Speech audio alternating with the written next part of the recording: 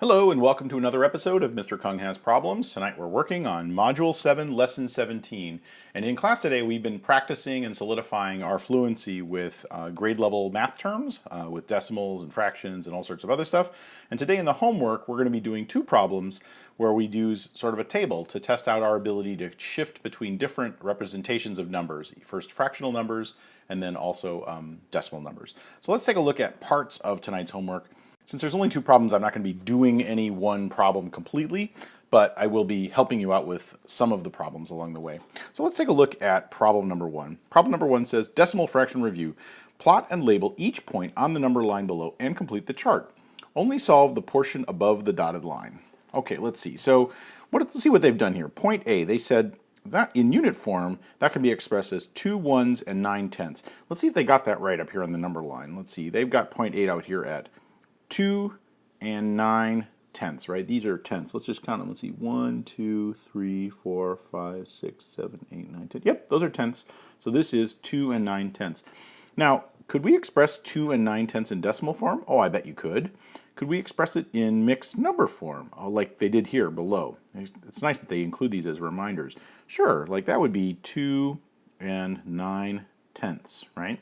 And then how much more, the last one is a little tricky, how much more to get to the next whole number? Oh, how much more would we have to add to 2 and 9/10 to get up to the next whole number? I'm going to leave that one for you too.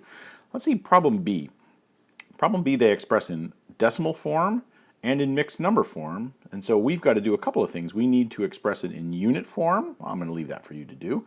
We need to put it up here on the actual number line. So we need to figure out where 4 and 4/10 is. And then we need to answer this question, how much more to get up to the next whole number?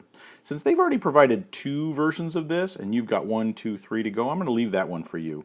And we'll go to answers to point C. Point C says this is 2/10 or 2/10. Oh, interesting. So they're not saying what specific number it is. They're just saying it's 2/10 away from the next whole number. Oh, well, let's see. If we were 2/10 below this point, 2/10, what number would that be? That'd be like 1 and 8/10. So you know what? I'm going to pick 1 and 8/10 as my number that is 2/10 away from the next number. And then I'm going to leave it for you to figure out to express that in decimal form, in unit form, and to put that up here on your number line.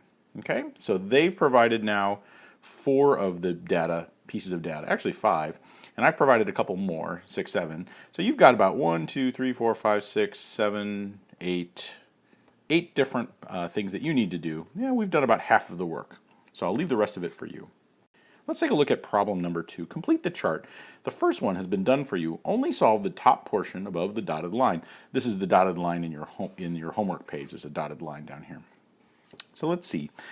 They've done 3.2. They've expressed it as a mixed number, 3 and 2/10. They've expressed it entirely in tenths, right? Oh, I see. So they've said, okay, it's not just really 2/10. We can think of these 3 whole numbers as 30/10 as well, and that would make 32/10, which we can express this way in unit form or this way in fractional form.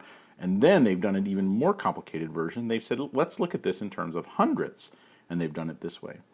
So I'm going to do the same thing with 4.8. 4.8. Let's see. We would read that as 4 and 8/10. So that helps me to express this as a mixed number, 4 and 8/10.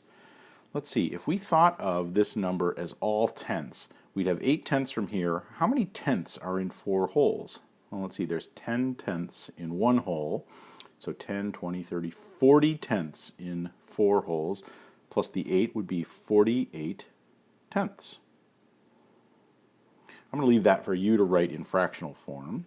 And then let's see, if we express this in hundredths, oh, I'm seeing a pattern here where when we go from tenths to hundredths, really what we're doing is we're just multiplying by 10, which makes sense because we're going over one place value. So this is the same as 480 hundredths.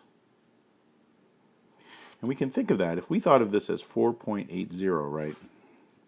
We can say if we're looking at the tenths unit, there's 48 of them, right? We could decompose all those whole units into tenths and create 48 of them here. But if we were looking at the hundredths place, which is really implied here, right? 4.8 is really the same as 4.80 no hundredths here. If we look at it from the hundredths perspective, we could decompose all of those whole units into tenths. That would make 48 tenths. And we could just decompose each of those tenths into hundredths, into 10 hundredths. So we'd have 48 decompositions, each one of them creating 10 hundredths. So 48 times 10 is 480. So with those two done, I think you should be able to do the fractional form of 48 tenths and the fractional form, frankly, of 48 hundredths. Here, let me give you a little line here. How many hundredths is that? And how many tenths is this? And you should be able to handle these problems as well, 8.6 and 11.7. So thanks for joining me for another episode of Mr. Kung Has Problems. I'll see you again next time.